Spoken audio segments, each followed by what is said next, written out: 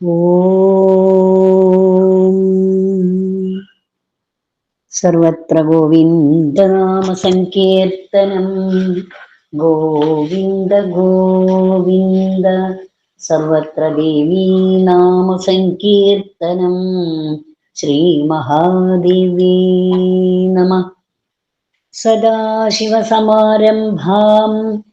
ശങ്കരാചാര്യമധ്യമാം അസ്മദാചാര്യപര്യന്താം വന്ദേ ഗുരുപരമ്പരാം. മൂകം കരോതി വാചാലം പങ്കും ലംഘയത്തെ ഗിരിം യത്കൃപാതമഹം വന്ദേ പരമാനന്ദമാധവം. പീതാംബരം കരവിരാജിത ശംഖചക്രകൗമോദഗീ സരസിജം കരുണാസമുദ്രം രാധാസഹായം അതിസുന്ദരമന്ദഹാസം വാതാലയേശമനിശം ഹൃദി ഭാവയാമി. ഗോവിന്ദ ഗോവിന്ദ ഹരേ മുരാരേ ഗോവിന്ദ ഗോവിന്ദ മുകുന്ദ കൃഷ്ണ ഗോവിന്ദ ഗോവിന്ദ രഥാംഗപാണേ ഗോവിന്ദ ഗോവിന്ദ നമോ നമസ്തേ. ഓം ശ്രീ ഗുരുഭ്യോ നമഃ.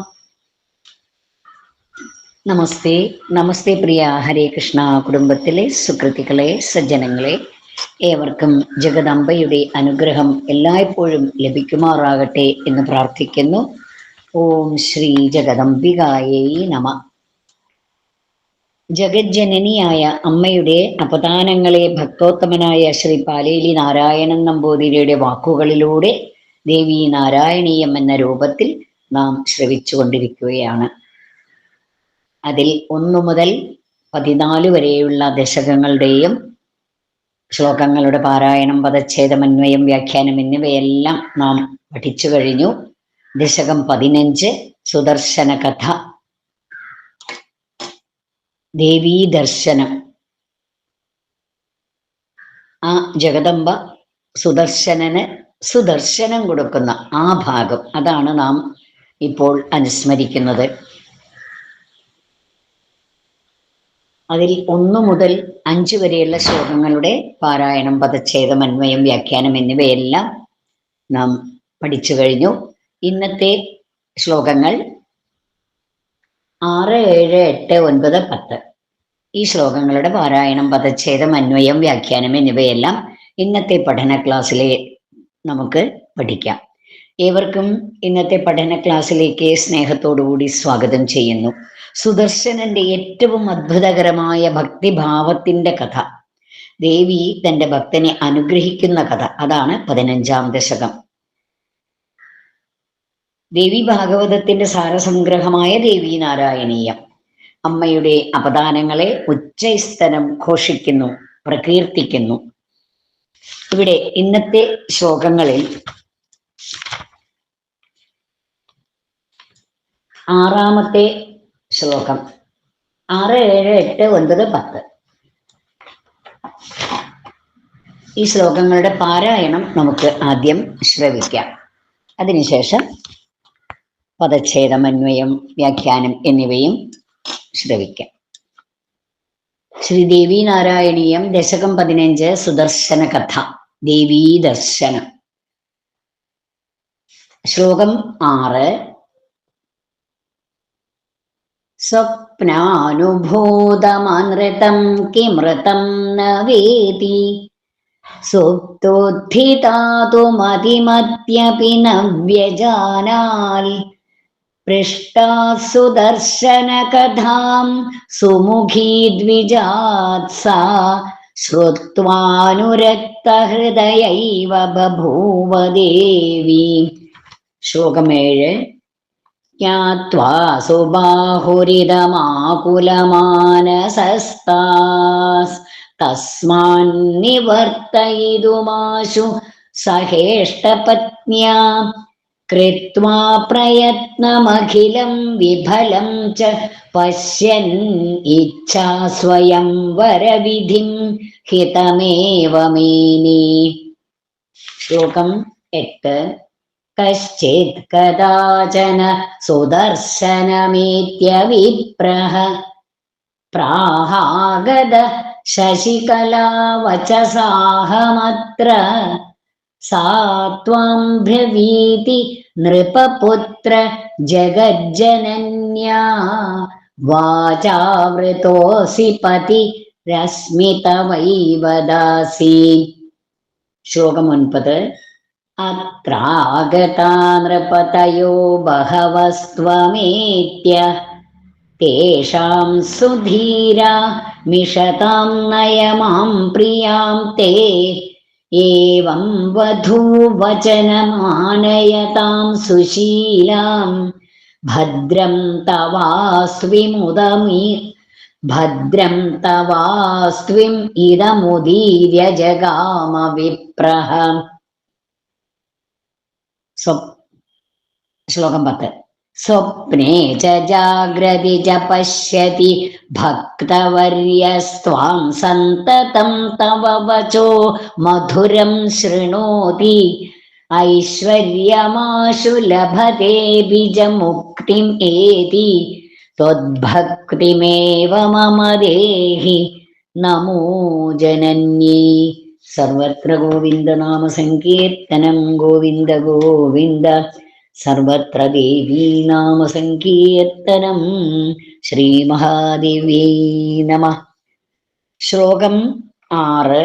പദച്ഛേദം നോക്കാം ആദ്യം. സ്വപ്നാനുഭൂതം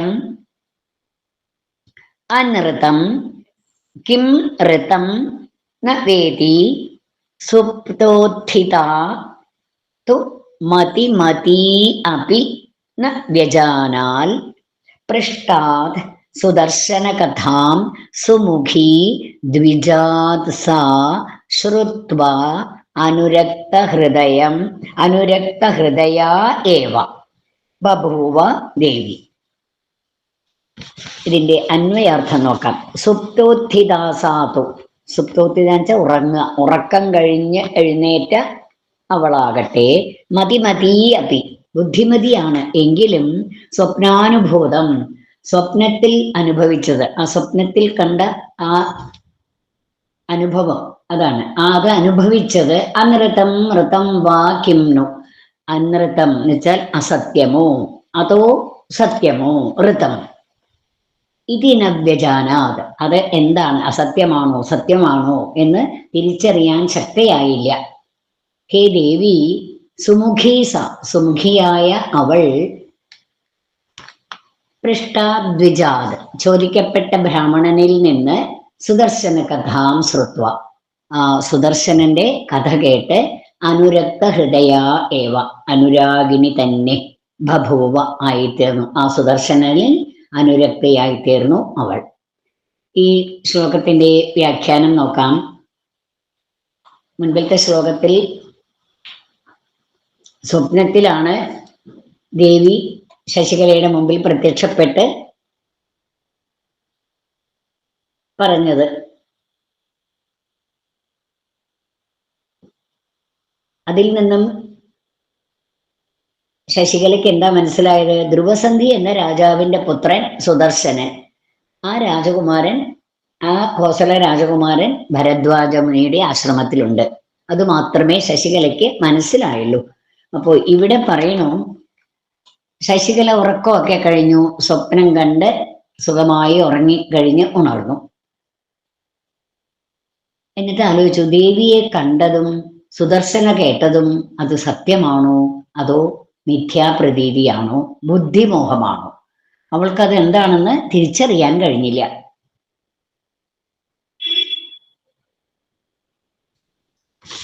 അറിയുന്നില്ല അവൾക്ക് അതെന്താണെന്ന്. ശശികലയ്ക്ക് സ്വപ്നദർശനമാണോ കൊടുത്ത് ജഗദംബ? സുദർശനനാണോ?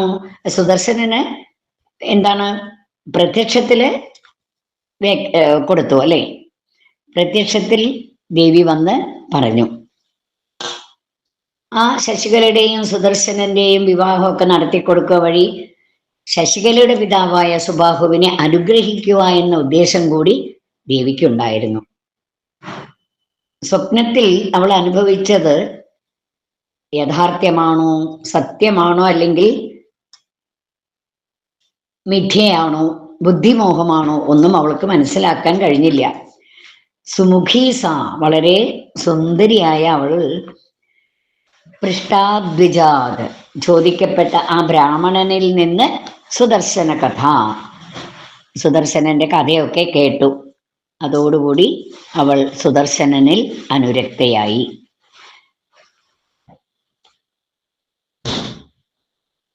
ഒരു ദിവസം അവൾ ആ ശശികല ഉദ്യാനത്തില് പൂ പറിച്ചുകൊണ്ട് ഇരിക്കുകയാണ്. ആ സമയം ഒരു ബ്രാഹ്മണനെ അവൾ കാണുകയുണ്ടായി. അവൾ ബ്രാഹ്മണനോട് കുശലം ചോദിച്ചു.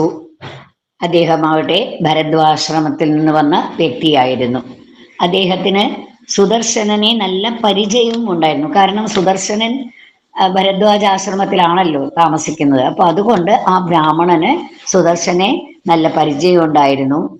ആ ശശികല സുദർശനന്റെ കഥയൊക്കെ ആ ബ്രാഹ്മണനിൽ നിന്നും അറിഞ്ഞു. അവൾ സുദർശനനെ കുറിച്ച് അറിയേണ്ടതെല്ലാം ബ്രാഹ്മണനോട് ചോദിച്ച് അറിഞ്ഞു. ബ്രാഹ്മണൻ എന്താ പറഞ്ഞത്? സുദർശനൻ വളരെ ശ്രേഷ്ഠനായ ഒരു വ്യക്തിയാണ്. ഒരു പുരുഷൻ ഉണ്ടാവേണ്ട എല്ലാ ഗുണങ്ങളും സുദർശനനുണ്ട്. ഇവിടെ രുക്മിണി സ്വയംവര കഥയിലെ ഭാഗവതത്തില് രുക്മിണിയുടെ കാര്യം പറയുന്നുണ്ട്. രുക്മിണിയുടെ കാര്യം എന്താണ്? ഗൃഹാഗതേർഗീയമാനാസ്തം മേനേ സദൃശം പതിം. വിദർഭരാജ്യാധിപതിയായ ഭീഷ്മകന്റെ പുത്രി രുക്മിണി പിതാവിനെ കാണാൻ സമീപത്ത് വരുന്ന ആ കവികള് ശ്രീകൃഷ്ണന്റെ ഗുണങ്ങളുടെ അഭിവൃദ്ധിയെ കുറിച്ചൊക്കെ കവിതയുണ്ടാക്കി പാടും ആ പിതാവിന്റെ മുൻപില്. ആ പാട്ടൊക്കെ കേട്ട് കേട്ട് കേട്ട് വളർന്നു വന്നവളാണ് രുക്മിണി. അങ്ങനെയുള്ള ആ രുക്മിണിക്ക് പ്രായം വന്നു, കല്യാണ പ്രായം വന്നപ്പോ ശ്രീകൃഷ്ണൻ തനിക്ക് സദർശനായ ഭർത്താവാകുന്നു എന്ന് അവൾ മനസ്സുകൊണ്ട് നിശ്ചയിച്ചു. അതേപോലെ ഇവിടെയും ഈ വന്നിട്ടുള്ള ബ്രാഹ്മണനിൽ നിന്ന് സുദർശനന്റെ കഥയൊക്കെ കേട്ടിട്ട് ആ പെൺകുട്ടിയായ ശശികല സുദർശനനിൽ അത്യധികം അനുരാഗമുള്ളവളായി മാറി എന്നാണ് പറയണത്. സുദർശനന് ഭരദ്വാശ്രമത്തിൽ നിന്ന് വന്ന ആ ബ്രാഹ്മണനോട് സുദർശനനെ കുറിച്ചൊക്കെ ചോദിച്ചപ്പോൾ ബ്രാഹ്മണൻ പറഞ്ഞു, ബ്രാഹ്മണൻ എന്താ പറഞ്ഞ്? നിങ്ങൾ രണ്ടുപേരും ചേർന്ന് കഴിഞ്ഞാൽ ഏതുപോലെ ഉണ്ടാവും? സ്വർണത്തിൽ രത്നം പതിപ്പിച്ചതുപോലെ ഉണ്ടാകും. അത്രയ്ക്ക് ശ്രേഷ്ഠനാണ് എന്നാണ് പറഞ്ഞത്. തന്റെ സ്വപ്ന ദർശനം ദേവിയുടെ അനുഗ്രഹമാണ്, പരമാർത്ഥമാണ് എന്ന് ശശികല തിരിച്ചറിഞ്ഞു. 6ാമത്തെ ശ്ലോകത്തിലൂടെ ഇപ്രകാരം വ്യാഖ്യാനിച്ചിരിക്കുന്നു. സർവം ശ്രീ കൃഷ്ണാർപ്പണമസ്തു. സർവത്ര ദേവീനാമ സങ്കീർത്തനം. ശ്രീ മഹാദേവ്യൈ നമഃ. ശ്ലോകം 7 പദച്ഛേദം. ജ്ഞാത്വാ സുബാഹു ഇദം ആകുലമാനസഃ താം അസ്മാത് നിവർത്തയിതും ആശു സഹ ഇഷ്ടപത്ന്യാ കൃത്വാ പ്രയത്നം അഖിലം വിഫലം ച പശ്യൻ ഇച്ഛാസ്വയംവര വിധിം ഹിതം ഏവ മേനേ. ഈ പദങ്ങളുടെയൊക്കെ അന്വയം. സുബാഹു ഇതം ജ്ഞാത്വ. സുബാഹു അതായത് ശശികലയുടെ പിതാവായ സുബാഹു ഇതറിഞ്ഞ് ആകുലമാനസഹ, വളരെ ആകുലചിത്തനായി, ആശുതാം അസ്മാത്, അതിവേഗത്തിൽ അവളെ ഇതിൽ നിന്ന് നിവർത്തയിതും, പിന്തിരിപ്പിക്കുവാൻ തൻ്റെ ഇഷ്ടപത്നിയോടൊപ്പം പ്രയത്നിക്കുകയും ചെയ്തു. ഇഷ്ടപത്ന്യാസഹ, ഇഷ്ടപത്നിയോടൊപ്പം പ്രയത്നം കൃത്വ, പ്രയത്നിക്കുകയും ചെയ്തു. അഖിലം വിഫലം പശ്യ, പക്ഷേ എല്ലാം വിഫലമായെന്ന് അദ്ദേഹം കണ്ടു. ഇച്ഛാസ്വയംവര വിധിമേവ, ഇച്ഛാസ്വയംവര വിധിയെ തന്നെ ഹിതമായി കരുതുകയും ചെയ്തു.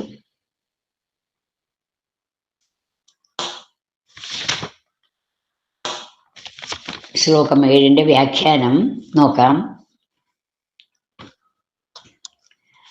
പിതാവായ സുബാഹു മനസ്സിലാക്കി ശശികലയ്ക്ക് സുദർശനനോടാണ് അനുരാഗം. ഇതറിഞ്ഞ് മാനസനായി തൻ്റെ മകളെ ഇതിൽ നിന്ന് പിന്തിരിപ്പിക്കാനായി ഇഷ്ടപത്നിയോടുകൂടി പ്രയത്നിക്കുകയും ചെയ്തു. സുദർശനനെ വിവാഹം ചെയ്യേണ്ട എന്ന് പുത്രിയോടൊക്കെ പറഞ്ഞു നോക്കി. പക്ഷേ എല്ലാം വിഫലമായി.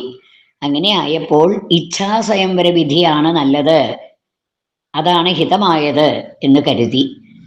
രാജ്യം, സൈന്യം, ആസ്ഥാനം ഇങ്ങനെ ഒന്നുമില്ലാത്ത ആ സുദർശനനെ, ആശ്രമത്തിൽ കഴിയുന്ന ഒരു രാജകുമാരനെ എങ്ങനെയാണ് തൻ്റെ മകൾക്ക് വിവാഹം ചെയ്തു കൊടുക്കുക? അതാണ് സുബാഹു ആകുലമാനസനായി മാറാൻ കഴിഞ്ഞത്. കാരണം അതാണ്. വല്ലാതെ ദുഃഖിച്ചു അദ്ദേഹം. തൻ്റെ ഒരേ ഒരു പുത്രി സുദർശനനെ വിവാഹം ചെയ്യണം, ആ സുദർശനനിൽ അനുരക്തനായിരിക്കുന്നു എന്ന് മനസ്സിലായപ്പോൾ അദ്ദേഹം ആകുലമാനസനായി. ഉപദേശമൊന്നും നടന്നില്ല. ഇനി ഇച്ഛാസ്വയംവരം നടപ്പാക്കട്ടെ എന്ന് തീരുമാനിച്ചു. 3 തരത്തിലാണ് പണ്ടൊക്കെ രാജാക്കന്മാർ പുത്രി വിവാഹം നടത്തിക്കൊണ്ടിരുന്നത്. ഒന്നാമത്തേത്, ഉചിതനായ പുരുഷനെ വിളിച്ചു വരുത്തി അയാൾക്ക് തൻ്റെ പുത്രിയെ ദാനം ചെയ്യുക. രണ്ടാമതായിട്ട്, വ്യവസ്ഥ പ്രകാരം വീര്യശുൽക്കം നൽകുക. മൂന്നാമത്, വിവാഹാർത്ഥികളെ ക്ഷണിച്ചു വരുത്തി അവരിൽ ഒരാളെ ഭർത്താവായിട്ട് തിരഞ്ഞെടുക്കാൻ പുത്രിയെ അനുവദിക്കുക, അയാൾക്ക് തൻ്റെ മകളെ നൽകുക. ആദ്യം പറഞ്ഞ രീതിയിലുള്ള വിവാഹമാണ് സാധാരണ നടത്തിക്കൊണ്ടിരുന്നത്.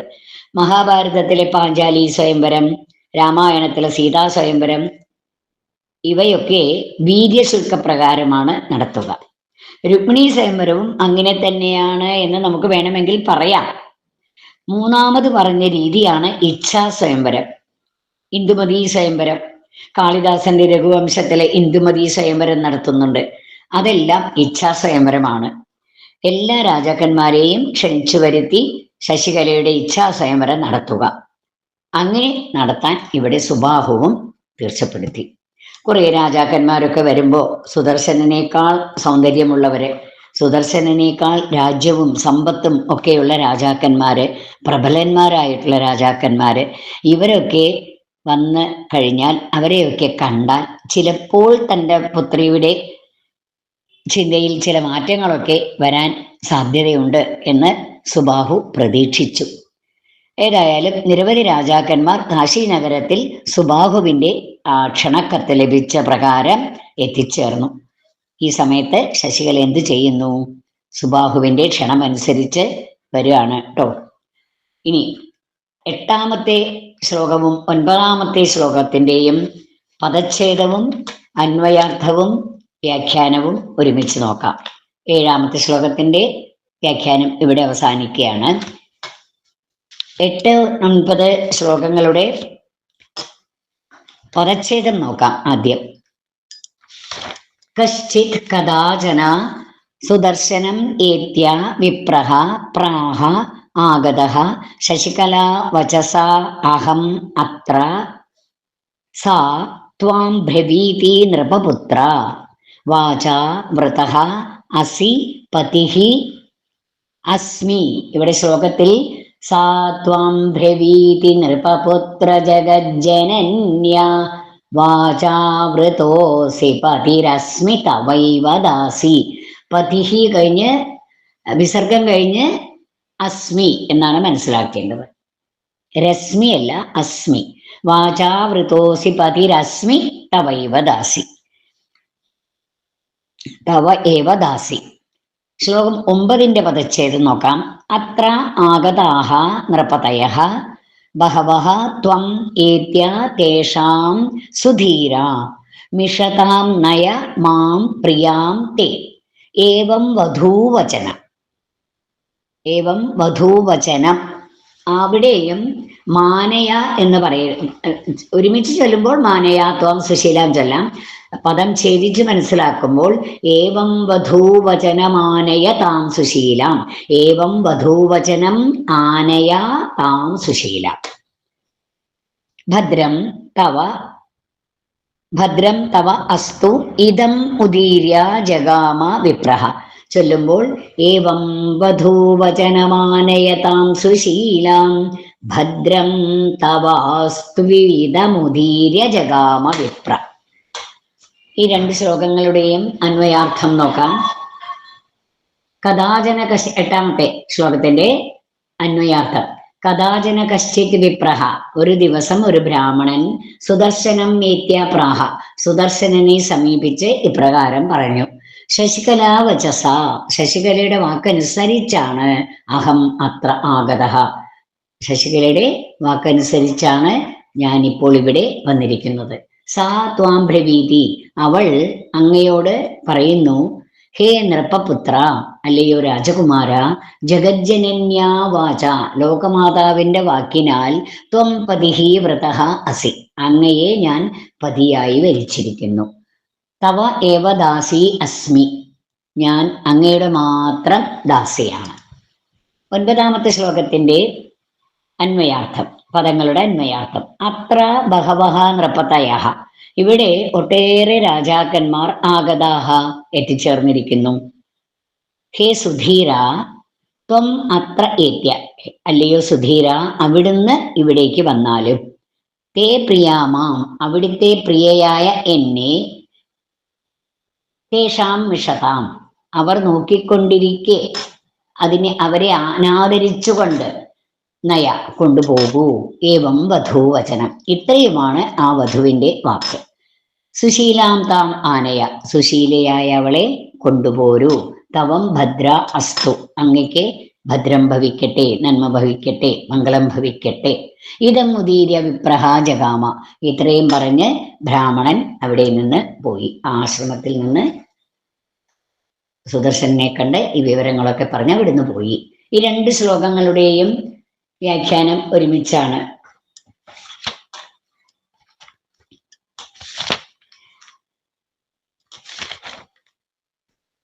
ഒരു ദിവസം ഒരു ബ്രാഹ്മണൻ ഭരദ്വാജ ആശ്രമത്തിലെ ഉള്ള സുദർശനെ കാണാൻ വരികയാണ്.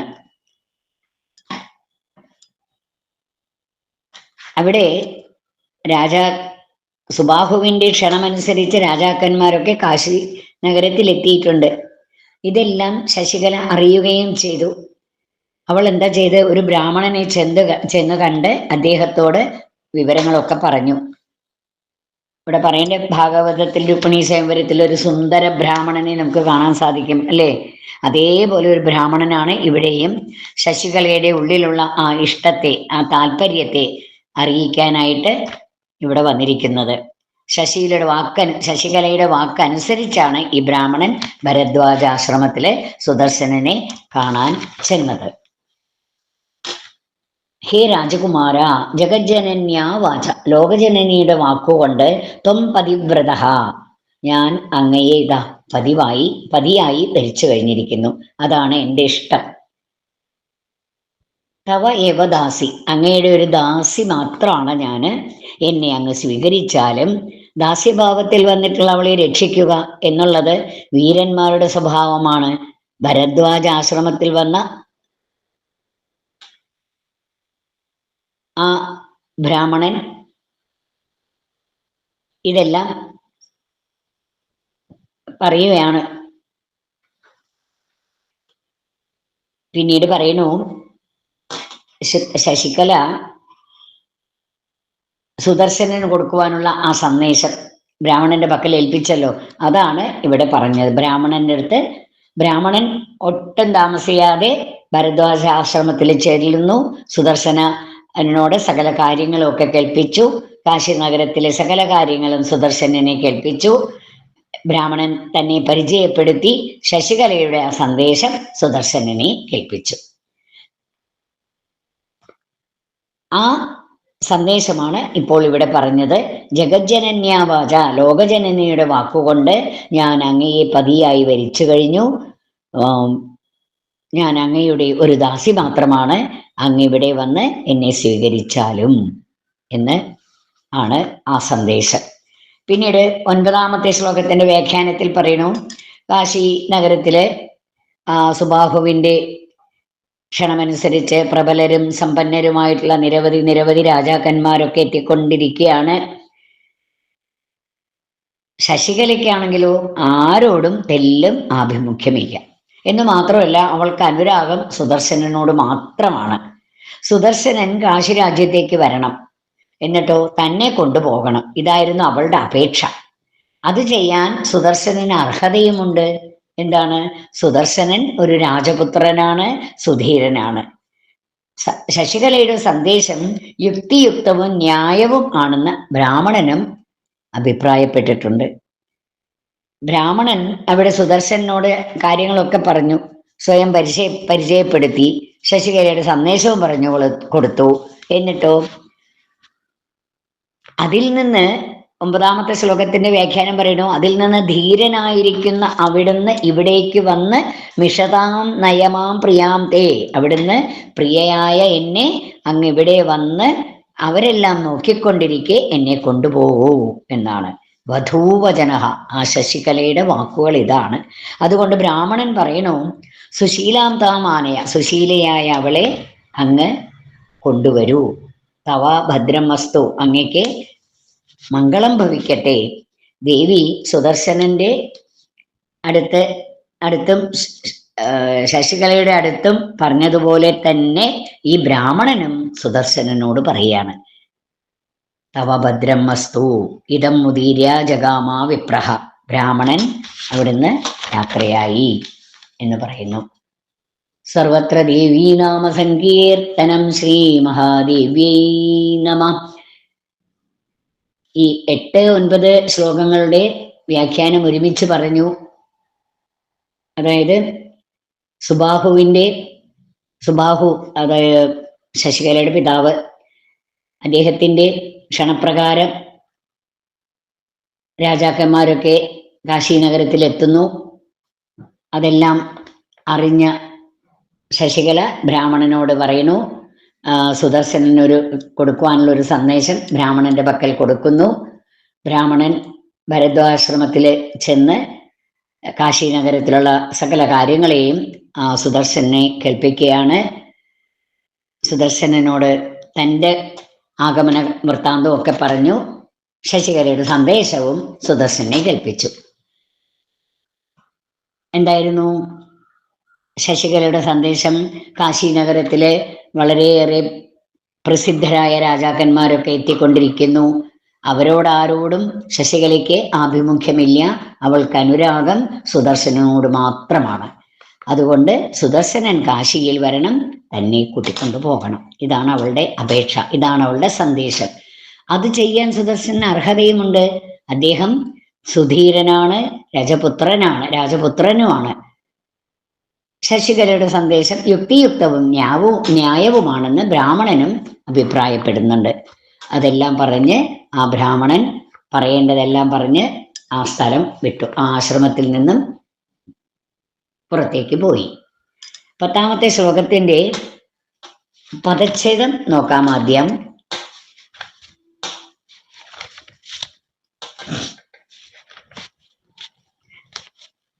സ്വപ്നേന ച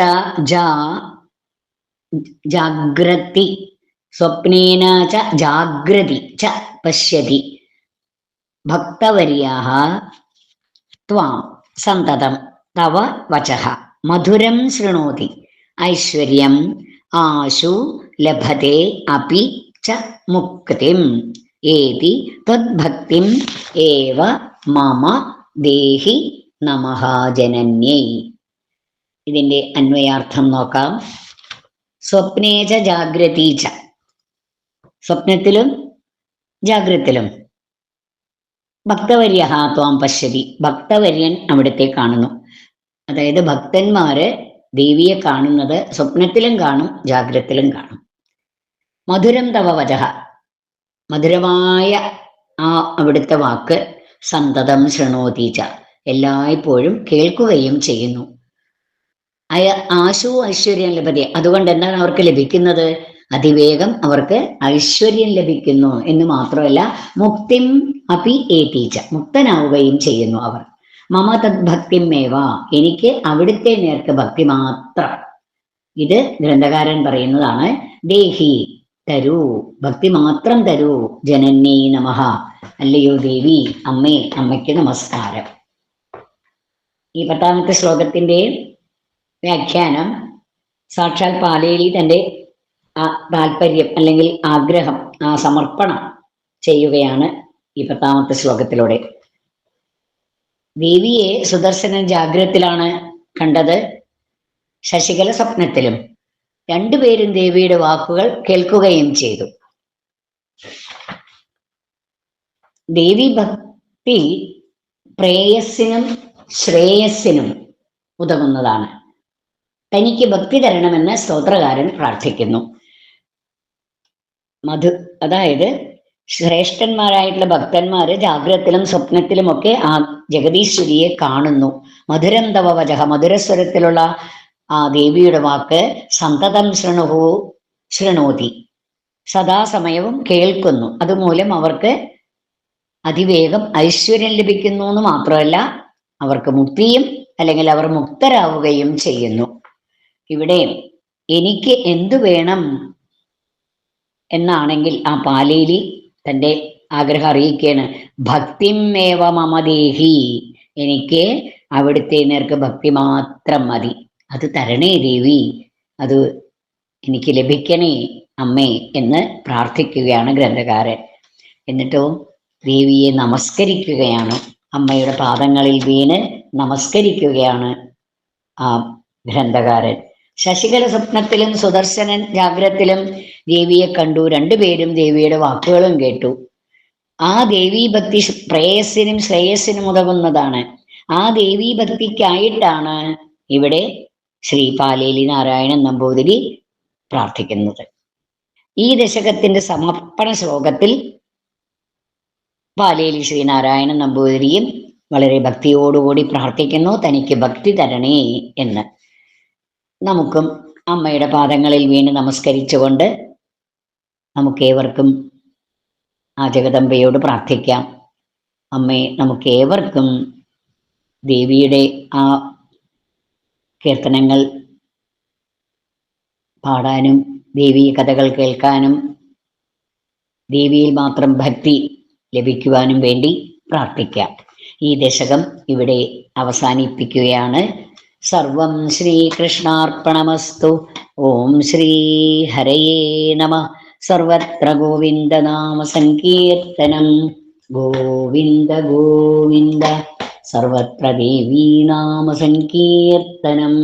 ശ്രീ മഹാദേവ്യൈ നമഃ. ഓം ശ്രീ ഗുരുഭ്യോ നമഃ.